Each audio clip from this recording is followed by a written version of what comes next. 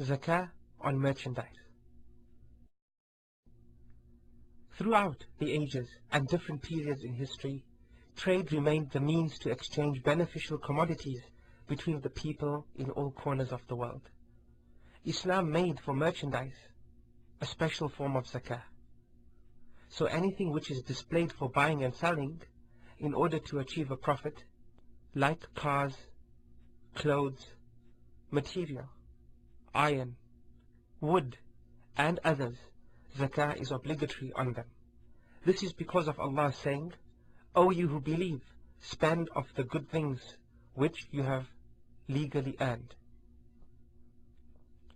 And Allah saying, "Take sadaqah," that is alms, "from their wealth." There are conditions for the zakah on merchandise to be obligatory. Their value must reach the nisab, and the nisab is calculated from the value of gold and silver. A lunar year must lapse on them, and they should be for the sole purpose of business, to earn a living from them, that is, not for personal use. The scholars said, if one changes his intention from selling to employing the merchandise for personal use, the year being counted is stopped. But if he reverts to his intention of business, a new year is started afresh, until he does this in order to escape zakah. In such a case, the year that was counted at first is not disrupted. As to how zakah is paid on merchandise, then after a complete year has elapsed, the trader takes stock of the merchandise for sale and its cost according to its current market price. Subsequently, he pays zakah from this, either from the goods directly or from its monetary value, as the need of the poor may dictate. If the poor need the zakah in the form of goods, it is obligatory for the trader to pay it as such. But if the poor need the zakah in its monetary value, it is obligatory for the trader to pay zakah in this form, and there is no sin on him if he pays zakah either way. The scholars explain that zakah is only payable on the circulating capital that is set aside for buying and selling with the intention of making a profit. As for fixed assets, those are not included in the calculations, and zakah is not paid on such. For example, shelves and refrigerators in which goods are stored, vehicles for transport, equipment for lifting loads and similar items. It is not stipulated to possess the nisab for the whole year from the beginning to the end. It is enough to just attain the nisab at both the beginning and end of the year. As to how does a trader calculate zakah on his property, then the scholars have set down some easy, clear steps. Firstly, the trader evaluates the merchandise as he has according to its present price in the market. Then he adds whatever money he has to this, whether this is for his business or otherwise. After that, he adds whatever money he has loaned and whose settlement has been guaranteed. Then he subtracts from this sum any amount he owes. And finally, he then pays zakah on whatever is left, the zakah being 1/4 of a tenth, which is 2.5%. As many Muslims deal in trade all over the world, many trade goods are transported. So to calculate the zakah which is due on such trade goods, the assets upon which zakah is payable are inventoried and estimated on the day the zakah is due. By using the statement of the financial position, the budget, regardless of the presence of profit or loss in the profit and loss account. Materials used for packaging are not estimated alone if they were not bought for the sole intention of being sold individually. If, however, they were used to sell trade goods, then they should be estimated if they increase the value of those goods, such as special bags that have a special packaging used to store the trade goods in, etc. But if they do not increase the value, for instance plain paper bags, then they are not included in the evaluation. The scholars also explained that the evaluation for each trader, whether a wholesaler or a retailer, is according to the price which he can usually purchase the goods at the end of the haul, which is 1 Hijri year, and 1 Hijri year equals 354.5 days. That is, the replacement value, which is different from the sale price or the market value, and the historical cost, meaning cost at the time of purchase, as well as the book value. If prices change between the day zakah is due and the day it is paid, the price considered shall be that of the day it is due, whether the price has increased or decreased. Concerning zakah of transferred goods, before taking possession of them, the responsibility of paying it falls on its owner. Ownership of the purchased goods is realized according to how or where they are received. These purchased goods, which are on their way, if purchased, for example, on the basis of delivery at the port of the seller, it enters into the buyer's ownership once it is delivered to the shipper. But if it was purchased on the basis of delivery in the port of the buyer, it enters into the buyer's ownership upon reaching the port of arrival.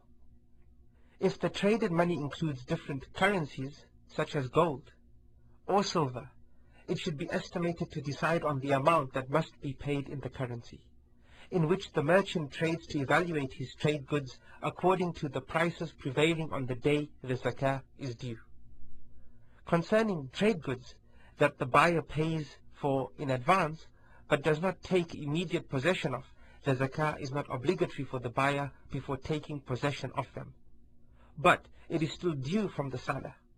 As for raw materials included in the manufacture of the material and supplementary materials, for raw materials before processing, intended to be included in the composition of the manufactured material, such as iron in the automotive industry and oils in the manufacturing of soap, its zakah is estimated according to its value by which it can be purchased at the end of the year.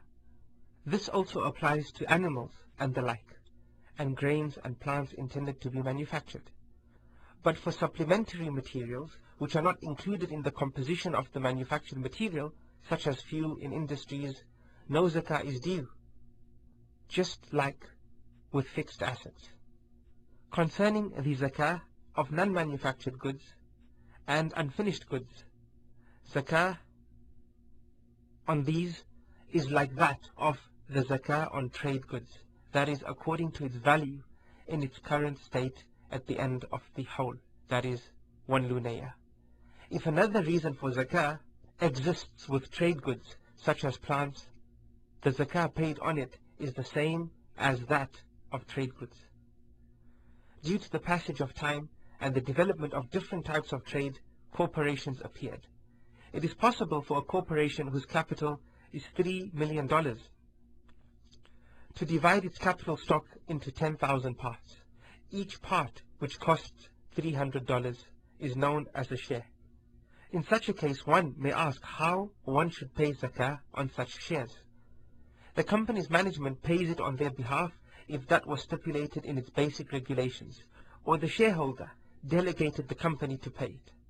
If the company pays the zakah, the fiqh council affiliated to the organization of the Islamic conference adopts that zakah is imposed on that company, and it considers it a legal person, following the principle of joint ownership contained in the sunnah pertaining to the zakah of cattle, which has been generalized by some scholars on all properties. In other words, all the shareholders' monies are considered as the money of a single person, and zakah is thus imposed on them in terms of nisab and the amount of zakah, etc. But the majority of scholars hold the opinion that the principle of joint ownership should not be applied for the zakah of companies. Rather, the share of each partner is considered individually. It is worth mentioning that the second conference of the Islamic Research Academy took the opinion of the majority of scholars on this point, and did not agree with the principle of joint ownership, but considered each money individually, and therefore decided as follows. In companies, that have many shares which are owned by a number of individuals, the application of such provisions are not applied to the total corporate profits, but each partner's share is considered separately. In this case, the company's management should subtract from its capital the stock that is not subject to zakah, such as charitable endowment shares, and those contributed to charities, and the company's fixed assets that are not subject to zakah, such as buildings, offices, furniture, and cars that are for use, and the like of assets which should not be subject to zakah. If, however, the company's administration does not pay out the zakah, shareholders should then pay out their own as follows.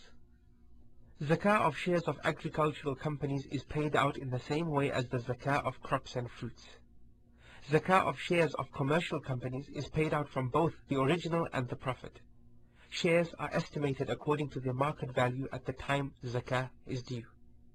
Zakah of industrial companies' shares are paid out on the net profit, but not on equipment and buildings and the like. If a shareholder sells his shares during the hawl, he adds their price to his money and pays out the zakah due on that money when a hawl passes. As for the buyer, he pays out his zakah upon the shares he bought, as mentioned before. There are types of properties for which zakah is not compulsory, like products of the sea, pearls, coral, and fish, unless they become trade goods. Goods intended for rent, such as real estate, cars, and others, are not subject to zakah. Zakah is due on the rent if it reaches the minimum nisab and a hawl has passed. Similarly, there is no zakah on objects that are for personal use, such as one's car and home.